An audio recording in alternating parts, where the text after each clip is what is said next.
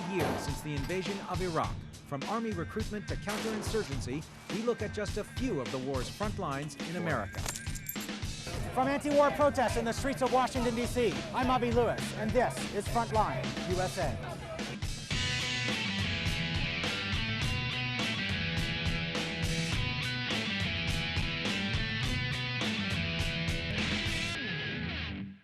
More than any other foreign policy in decades, the invasion of Iraq has defined America. In Iraq, the U.S. is an occupying force, determining the fate of millions. Around the world, America's reputation has plummeted, and here in the U.S., according to a recent poll, 63% of Americans feel that the war was not worth fighting. Now, many of the protesters today will take their anti-war views to the ballot box when they vote for a new commander-in-chief in November. But not everyone who lives under Washington's rule will have that opportunity.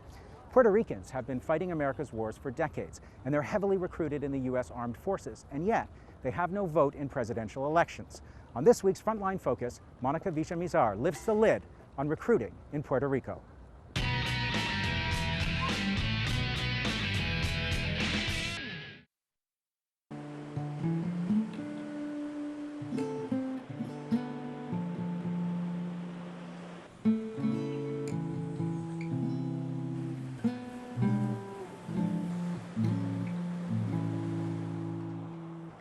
Puerto Rico. All this belongs to the United States, a slice of America in the Caribbean. Despite being ultimately ruled by Washington, being a territory and not a state, Puerto Rico's people have no right to vote in November's presidential election.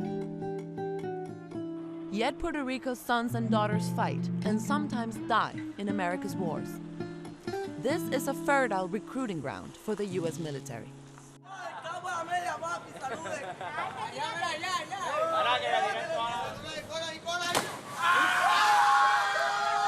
Yeah, a lot of Puerto Ricans like to join the army. Why? I don't know, the benefits. I think it's a good idea because his family will feel proud about us because we're doing something good. For your people, for our people. For the people, the country, for everybody. You consider yourself American. For your country, meaning for America or for Puerto Rico? No, for America. Puerto Rican soldiers have been fighting in the U.S. Armed Forces since World War I, when the island became a U.S. territory and its residents became citizens. Around 40% of Puerto Ricans live in poverty, and there are few job prospects.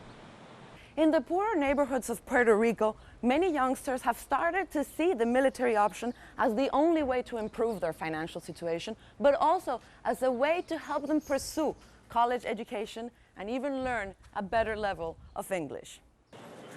75% of Puerto Ricans oppose the Iraq War, and this is fueling anti-American feelings among some people on the island while providing ammunition to those who wish to break away from the U.S.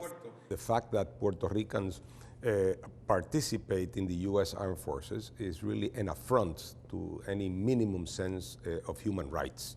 Puerto Rico or Puerto Ricans are the last remaining colonial troops in the world.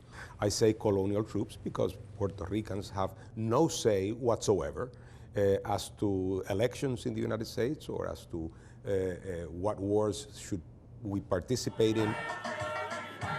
Puerto Rico's relationship with the U.S. is fractured. Many here wish to become a proper part of America and become the USA's 51st state. There are independentistas who wish to break away altogether, and there are those who defend the status quo. The U.S. military certainly targets recruiting Puerto Ricans into the armed forces through videos in Spanish, signing on bonuses, and scholarship offers. And it seems to be working. We recruited 218 people. In 2006, 264. And last year was 197. However, every single time we exceeded the numbers that we were set as a goal. Chief recruiter Ernesta Marrero says U.S. Navy statistics contradict alleged decrease in recruits since the Iraq War began, and denies that recruiters target Puerto Ricans because of their financial situation. At no time we are going to defer or tell them facts or tell them something that is not a fact.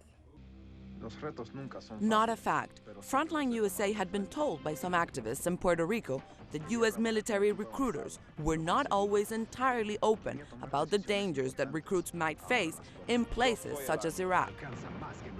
So our local contact and a Puerto Rican student carried a hidden camera into a recruitment office in San Juan, Puerto Rico's capital. Las noticias solamente te van a dar lo negativo.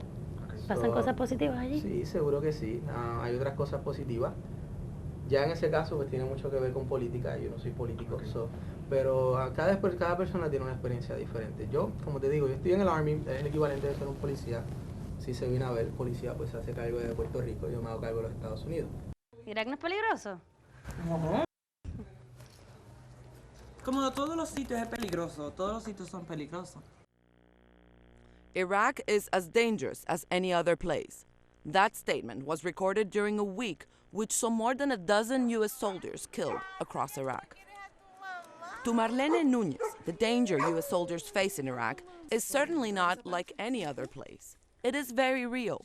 Ay, mira, aquí dice. El infierno, ¿no Sí, ves? mi primer Mira. día fue un infierno. Her son Jason was killed in March last year in Bakuba when an IED exploded near his vehicle. Un minuto, los amo. He was 22. Escríbeme, por favor. Necesito ir de ustedes lo más pronto posible. Bye, los veo pronto. Iraquí es el matadero de nuestros jóvenes. ¿Para qué van Iraq allá? is the slaughterhouse for our youngsters, and they're getting killed for oil. Lo desea. No. Porque Bush no Why envía doesn't la Mr. Bush familia send de his los family to países de war? la- a que Why is vayan it a always combatir? poor people who end up Porque paying tiene the que ser price a for la getting gente deployed pobre, there? a los necesitados que se los lleva. Her anger was broadcast across Puerto Rico when at his funeral she threw away the U.S. flag her son's coffin was draped with and replaced it with a Puerto Rican one. A backlash is beginning against the recruitment drive. Activists go to schools and universities to warn students about the dangers. Racism. See, one of the things that they promise you is money, but that money is tainted with blood. It is totally unnecessary that we are recruited because we are not from the U.S. We are a Latin American country with our own cultural traditions and language. Our language at this point is Spanish, not American, not English.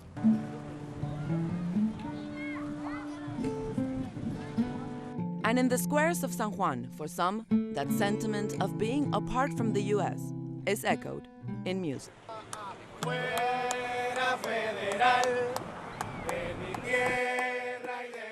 Because it's telling the oppressor, the colonial empire, that this is our land, and it might take some time, but you're going to be out. We want you out. And we want you out of our territory, our race, our people, our humanity. We're back on the streets of Washington, D.C., where people here want the U.S. out of Iraq now. Much of the conversation around the 5th anniversary of the invasion has focused on the U.S. troop surge and whether or not it is, quote-unquote, working. But whatever the next president does about troop levels, under the larger counterinsurgency strategy, U.S. military advisors will be in Iraq for years. So to talk about the future of the U.S. in Iraq and to learn from the past, I sat down with a couple of people who have been looking at this strategy of counterinsurgency very closely.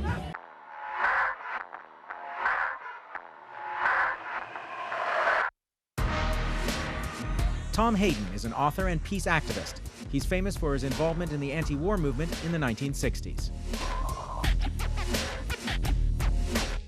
And Brian Katulis is an intelligence and Middle East analyst from the Center for American Progress, a progressive American think tank.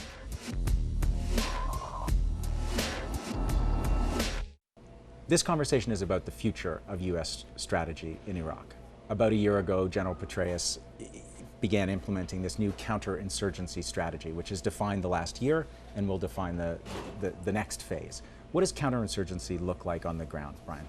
When you look at the counterinsurgency manual as written by Petraeus and Nagel on these individuals, there's a role that they would like to see U.S. combat forces play, which is to be less kinetic, so to speak, less combat is what that means. To basically not fire on civilians as much, and that implies a whole cultural change, which the way that we train our forces, we train them to be very vicious, to fight a war, and to tell them, okay, you're going to be less kinetic, you shouldn't fire so much, is almost asking mission impossible for some very wonderful, young people that are serving this country. In fact, the top advisor to Petraeus,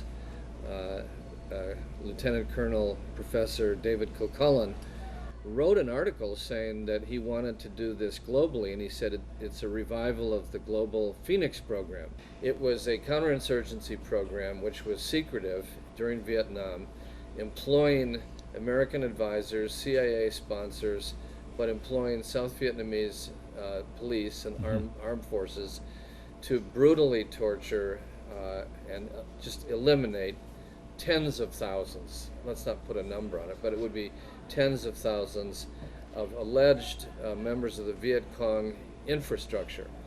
And to think that something that notorious is back is something the whole world should know about. Is this really happening? Some components of this may be happening. The problem that I see with the U.S. policy to Iraq is that there isn't one U.S. policy. There are multifaceted actors. Tom, you've outlined a fairly sinister part of this strategy, and Brian is basically saying that's one part of a totally chaotic mess. Well, ethnic cleansing has taken place across Baghdad. So it does look like a play on the divisions between Sunni and Shia, purely for the purpose of preventing what we say we want, which is a unitary Iraqi state. Maybe we don't want Arab nationalism. I have no good explanation for what the Bush administration has tried to do in the last year, because when you look at the announcement of the surge in January of 2007, its purpose was to foster an environment where Iraqis can come together on power sharing deals. The exact opposite has happened on the ground. John Noggle, who's a lieutenant colonel who helped write the latest counterinsurgency field manual, this is a quote, says, "Local forces, stiffened by foreign advisors, have historically been the keys to success in counterinsurgency warfare." Take the 130,000 combat troops and you start withdrawing them. But if you take 15,000 advisors and trainers and leave them, they need troops to protect them. They need a 3-to-1 ratio of force protection would give you 45,000 plus 15. That's 60,000. Then nobody talks about the Blackwater types who might stay, who maybe 100,000 now. Let's say we cut them in half. You're already at 100,000 in an ending the war scenario. Is if you're calculating how many troops really remain under the Clinton or Obama scenario of a drawdown that still requires advisors, support, private security, then I assume your alternative is get everybody out. There's no unified Iraqi state on the horizon. Then the candidates get really nervous because a pullout means, pull the plug is the phrase, means all the blood will run down the drain and you'll be blamed. That's what they're really worried about. So I think in the absence of an Iraqi state, you have to look at the regional players and you have to find some way to shift to an extraordinary diplomatic peace offensive. And all of this begs the question of what is the end goal? Because the end goal is not to lose. But there's no clear end goal, and we're at a dangerous phase in our policy. Right. Are we building an army for a government in a country that has ceased to exist, that lacks the consensus among its political leadership? And what the real problem is motivation, I think, and allegiance. That's the last word. Thank you.